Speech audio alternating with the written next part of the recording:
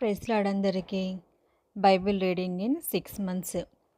Day 34 ఫిబ్రవరి 3వ తారీఖు.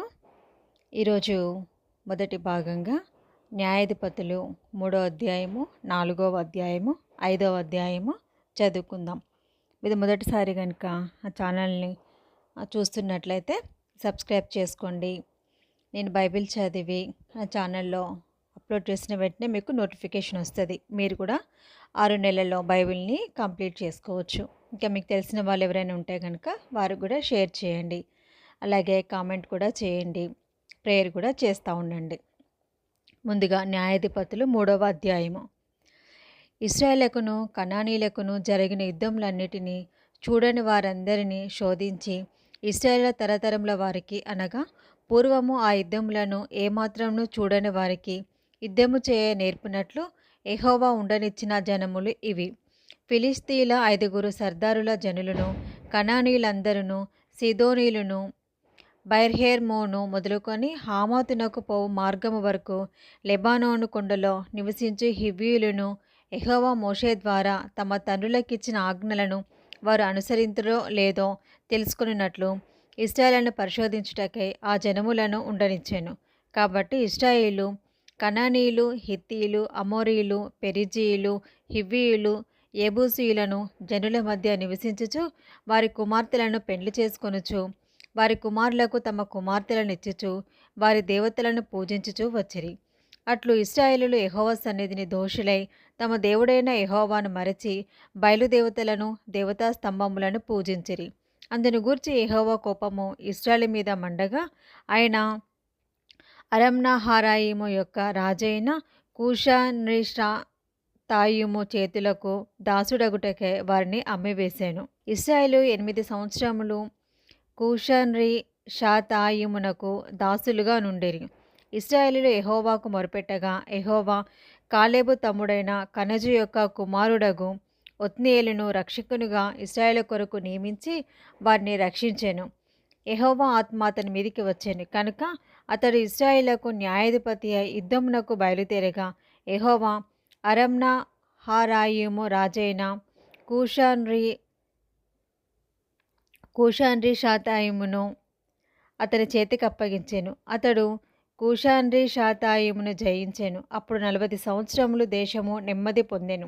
అటు తర్వాత కనజు కుమారుడైన ఒత్నీయేలు మృతి నొందెను.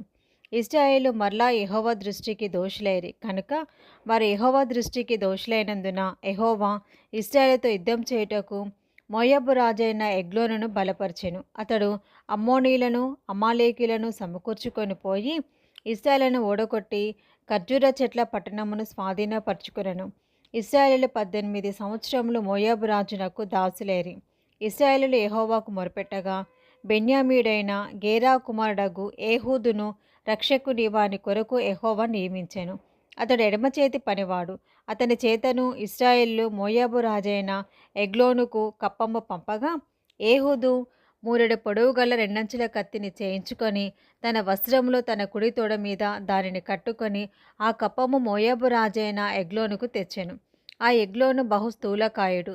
ఏహూదు ఆ కప్పము తెచ్చి ఇచ్చిన తరువాత కప్పము మోసిన జనులను వెళ్ళనంపి గిల్గాలు దగ్గరున్న పెసీలీము నొద్ద నుండి తిరిగి వచ్చి, రాజా, రహస్యమైన మాట ఒకటి నేను నీతో చెప్పవలెననగా అతడు తన యొద్ద నిలిచిన వారందరూ వెలుపలికి పోవు వరకు ఊరకుమ్మని చెప్పాను.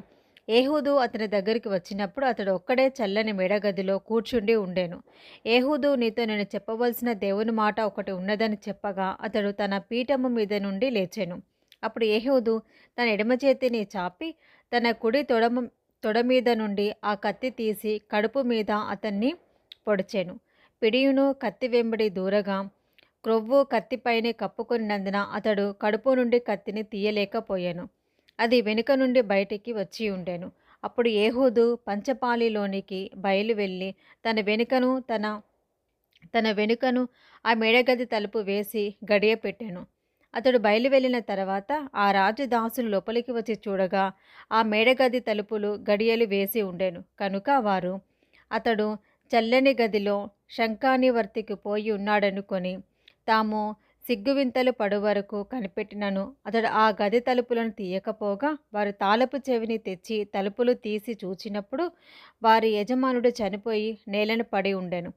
వారు తడువు చేయుచుండగా ఏహూదు తప్పించుకొని పెసీలీమును దాటి షెయిరాకు పారిపోయాను. అతడు వచ్చి ఎఫ్రాయిమీల కొండలో బూరను ఊదగా ఇశ్రాయేలీయులు మన్య ప్రదేశం నుండి దిగి అతని ఎద్దకు వచ్చిరి. అతడు వారికి ముందుగా సాగి వారితో, నా వెంబడి త్వరగా రండి, మీ శత్రువులైన మోయాబీయులను యెహోవా మీ చేతికి అప్పగించుచున్నాడనెను.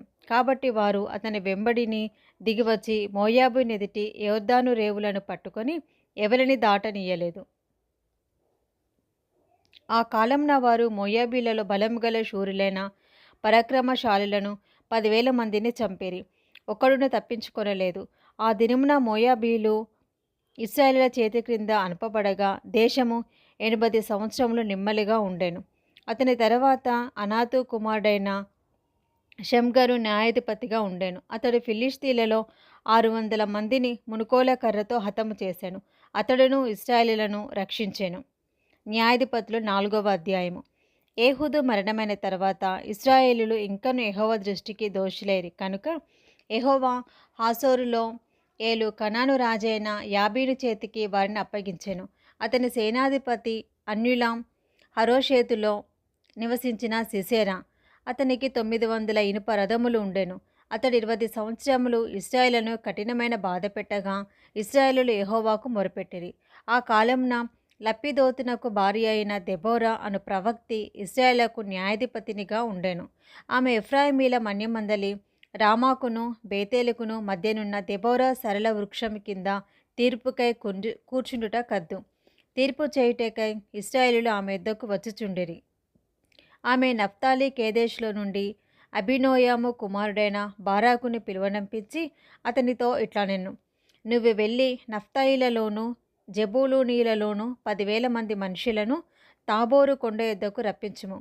నేను నీ యొద్దకు యాబీను సేనాధిపతి అయిన సిసెరాను అతని రథములను అతని సైన్యమును కీషోను ఏటి యొద్దకు కూర్చి నీ చేతికి అతనిని అప్పగించెదనని ఇశ్రాయేలు దేవుడైన యెహోవా సెలవిచ్చి ఉండలేదా అని దెబోరా చెప్పగా, బారాకు, నీవు నాతో కూడా వచ్చిన ఎడల నేను వెళ్ళేదను, కానీ నీవు నాతో కూడా రాని ఎడల నేను వెళ్ళనని ఆమెతో చెప్పాను. అప్పుడు ఆమె, నీతో నేను అగత్యముగా వచ్చేదను, అయితే నీవు చేయు ప్రయాణం వలన నీకు ఘనత కలగదు. యెహోవా ఒక స్త్రీ చేతికి సిసెరాను అప్పగించునని చెప్పి తాను లేచి బారాకుతో కూడా కేదేషునకు వెళ్ళెను. బారాకు జెబూలూనీలను నఫ్తానీలను కేదేషునకు పిలువనంపించినప్పుడు 10,000 మంది మనుషులు అతని వెంట వెళ్ళేరి. దెబోరాయు అతనితో కూడా పోయాను. అంతకులోగా కయీనీయుడైన హేబెరు మోషే మామయ్య అయిన హోబాబు సంతతి వారైన కయీనీయుల నుండి వేరుపడి కేదేషునొద్ద జయనన్నీములోని మస్తకి వృక్షమునొద్ద తన గుడారమును వేసుకొని ఉండెను. అబీనోయాము కుమారుడైన బారాకు తాబోరు కొండ మీదికి పోయినని సిసెరాకు తెలుపబడినప్పుడు సిసెరా తన రథములన్నిటినీ తన 900 ఇనుప రథములను అన్యుల హారో షేతు నుండి కీషోను వాగు వరకు తన పక్షముగానున్న సమస్త జనమును పిలిపింపగా, దెబోరా, లెమ్ము, యెహోవా సీసెరాను చేతికి అప్పగించిన దినము ఇదే, యెహోవా నీకు ముందుగా బయలుదేరును కదా అని బారాకుతో చెప్పినప్పుడు బారాకు ఆ 10,000 మంది మనుషులను వెంటబెట్టుకొని తాబోరు కొండ మీద నుండి దిగి వచ్చెను. బారాకు వారిని హతము చేయనట్లు యెహోవా సీసెరాను అతని రథములన్నిటినీ అతని సర్వసేనాను కలవరపరచగా సీసెరా తన రథము దిగి కాలినడకను పారిపోయాను. బారాకు ఆ రథములను సేనను అన్యుల హరోషేతు వరకు తరమగా సిసెరా యొక్క సర్వసేనయు కత్తివాత కూలెను. ఒక్కడైనను మిగిలి ఉండలేదు. హాసోరు రాజైన యాబీనునకును కయీనీయుడైన హేబెరు వంశస్థులకును సమాధానం కలిగి ఉండెను. కనుక సిసెరా కాలినడకను కయీనీయుడగు హేబెరు భార్య అయిన యాయేలు గుడారమునకు పారిపోయాను. అప్పుడు యాయేలు సిసెరాను ఎదుర్కొనపోయి అతనిని చూచి, నా ఏలినవాడా, నా తట్టు తిరుగుము, భయపడుకుమని చెప్పినందున అతడు ఆమె గుడారమును జొచ్చెను. ఆమె గొంగలితో అతని కప్పగా అతడు, దప్పిగొని ఉన్నాను, దయచేసి దాహమునకు కొంచెం నీళ్ళిమ్మని ఆమెను అడిగాను. ఆమె ఒక పాలబుడ్డి విప్పి అతనికి దాహం ఇచ్చి అతన్ని కప్పుచుండగా అతడు గుడారపు ద్వారమున నిలిచి ఉండుము, ఎవడే గాని లోపలికి వచ్చి ఇక్కడనెవడైననున్నాడా అని నిన్నడిగినడలా నీవు ఎవడనూ లేడని చెప్పవలెనెను. పిమ్మట హేబేరు భార్య అయిన యాయేలు గుడారపు మేకు తీసుకొని సుత్తె చేత పట్టుకొని అతని యొద్దకు మెల్లగా వచ్చి అతనికి అలసట చేత గాఢనిద్ర కలిగి ఉండగా నేలకు దిగినట్లు ఆ మేకును అతని కణతెలలో దిగకొట్టగా అతడు చచ్చెను. బారాకు సిసెరాను తరుముచుండగా యాయేలు అతన్ని ఎదుర్కొన వచ్చి, రమ్ము, నీవు వెతుకుచున్న మనిషిని నీకు చూపించేదనగా అతడు వచ్చినప్పుడు సిసెరా చచ్చిపడి ఉండెను. ఆ మేకు అతని కణతెలలో నుండెను. ఆ దినమున దేవుడు ఇశ్రాయేలు ఎదుట కనాను రాజైన యాబీనును అణచెను. తర్వాత వారు కనాను రాజైన యాబీనును సంహరించే వరకు ఇశ్రాయేళ్ల చేయి కనాను రాజైన యాబీనును విరోధంగా అంతకంతకు హెచ్చుతూ వచ్చెను. న్యాయాధిపతులు 5వ అధ్యాయం. ఆ దినమున దెబోరాయు అబీనోయాము కుమారుడైన బారాకును ఈ కీర్తన పాడిరి. ఇశ్రాయేలులో యుద్ధశాలులు ధైర్యము కనబర్చిరి. ప్రజలు సంతోషముగా సిద్ధపడిరి. యెహోవాను స్తుతించుడి. రాజులారా వినుడి, అధిపతులారా ఆలకించుడి. యెహోవాకు గానము చేసేదెను. ఇశ్రాయేలు దేవుడైన యెహోవాను కీర్తించెదను. యెహోవా, నీవు షేయీరు నుండి బయలుదేరినప్పుడు, ఏదోము పొలము నుండి బయలుదేరినప్పుడు భూమి వణికెను, ఆకాశము నీళ్లను కురిపించెను, మేఘములను వర్షించెను. యెహోవా సన్నిధిని కొండలలో నుండి ప్రవాహములు వచ్చెను.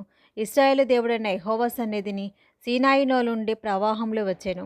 అనాతు కుమారుడైన షమ్గరు దినములలో, యాయేలు దినములలో రాజమార్గములు ఎడారులాయెను. ప్రయాణస్తులు చుట్టూ త్రోవలలోనే నడిచిరి. ఇశ్రాయేలుల అధిపతులు లేకపోయిరి. దెబోరా అను నేను రాకమునుపు, ఇశ్రాయేలులో నేను తల్లిగా నుండకమునుపు వారు లేకపోయిరి. ఇశ్రాయేలీయులు కొత్త దేవతలను కోరుకొనగా యుద్ధము ద్వారముల యొద్దకు వచ్చెను. ఇశ్రాయేలులో 40,000 మందికి ఒక కేడమే గాని ఈటయే గాని కనబడలేదు. జనులలో ఇశ్రాయేలు అధిపతులు సంతోషముగా సిద్ధపడిరి. వారి యందు నాకు ప్రేమ కలదు. యెహోవాను స్తుతించుడి. తెల్లగాడిదల నెక్కువారలారా, తివాసుల మీద కూర్చుండు వారలారా, త్రోవలో నడుచువారలారా, ఈ సంగతి ప్రకటించుడి. విలికాండ్ర ధ్వనికి దూరముగా నుండువారు, నీళ్లు చేదుకొను స్థలములలో నుండువారు యెహోవా నీతి క్రియలు ప్రకటించెదరు. ఇశ్రాయేలుల గ్రామములలో ఆయన జరిగించు నీతి క్రియలను వారు ప్రకటించెదరు. వినుటకే యెహోవా జనులు ద్వారములలో కూడుదురు. దెబోరా మేలుకొనుము, మేలుకొనుము. దెబోరా మేలుకొనుము, మేలుకొనుము. బారాకు కీర్తన పాడుము. అబీనోయాము కుమారుడా లెమ్ము, చెరపట్టిన వారిని చెరపట్టుము. ప్రజల వీరులలో శేషించిన వారును కూడి వచ్చిరి. శూరులలో యెహోవా నాకు సహాయం చేయవచ్చెను. అమాలేకీలలో కాపురమున్న ఎఫ్రామీలను, నీ తర్వాత నీ జనులలో బెన్యామీలను, మాకీరు నుండి న్యాయాధిపతులను, జెబూలూనీల నుండి నాయకదండము వహించు వారును వచ్చిరి. ఇషాకారీలైన అధిపతులు దెబోరాతో కలిసి వచ్చిరి. ఇషాకారీలను బారాకును అతి వేగమున లోయలోనికి చొరబడిరి. రూబేనుల కాలువల యొద్ద జనులకు గొప్ప హృదయ ఆలోచనలు కలిగెను. మందల ఈలలను వినుటకు నీ దొడ్ల మధ్యను నీవేళ నివసించితివి. రూబేనుల కాలువల యొద్ద జనులకు గొప్ప యోచనలు కలిగెను. గిలాదు యోర్దాను అద్దరిని నిలిచెను. దానీలు ఓడల దగ్గర ఏల నిలిచిరి. ఆషేరీలు సముద్ర తీరమున తమ అఖాతముల యొద్ద ఏల నిలిచిరి. జెబూలూనీలు మరణ భయం లేక ప్రాణము తృణీకరించుకొనిన జనము. నఫ్తాలీలు భూమి మెట్టల మీద ప్రాణం తృణీకరించిరి. రాజులు వచ్చి యుద్ధము చేసిరి. మెగిద్దో కాలువల యొద్దనున్న తానాకులో కనాను రాజులు యుద్ధం చేసిరి. వెండి లాభము వారు తీసుకొనలేదు. నక్షత్రములు ఆకాశం నుండి యుద్ధం చేసెను. నక్షత్రములు తమ మార్గంలో నుండి సిసెరాతో యుద్ధం చేసెను. కీషోను వాగు వెంబడి, పురాతనపు వాగైన కీషోను వెంబడి వారు కొట్టుకొని పోయిరి. నా ప్రాణమా, నీవు బలము పూని సాగుము. గుర్రముల డెక్కలు శూరులను త్రొక్కెను. గుర్రములు ఎగసి ఎగసి శూరులను త్రొక్కెను. యెహోవా దూత ఇట్లనెను, మెరోజోను శపించుడి, దాని నివాసుల మీద మహాశాపము నిలుపుడి. యెహోవా సహాయమునకు వారు రాలేదు.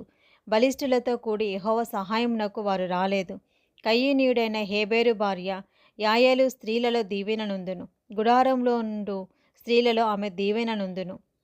అతడు దాహం అడిగెను, ఆమె పాలు తెచ్చి ఇచ్చెను. సర్దారులకు తగిన పాత్రతో మిగడ తెచ్చి ఇచ్చెను. ఆమె మేకును చేత పట్టుకొనెను. పనివాని సుత్తెని కుడి చేత పట్టుకొని సిసెరాను కొట్టెను. వాని తల ఆమె పగలకొట్టెను. ఆమె అతని తలను సుత్తెతో కొట్టగా అది పగలెను. అతడు ఆమె కాళ్ళ యొద్ద కృంగిపడి పరుండెను. ఆమె కాళ్ళ యొద్ద కృంగిపడెను. అతడు ఎక్కడ కృంగెనో అక్కడనే పడి చచ్చెను. సిసెరా తల్లి కిటికీలో నుండి చూచెను. అల్లిక కిటికీలో నుండి చూచి కేకలు వేసెను.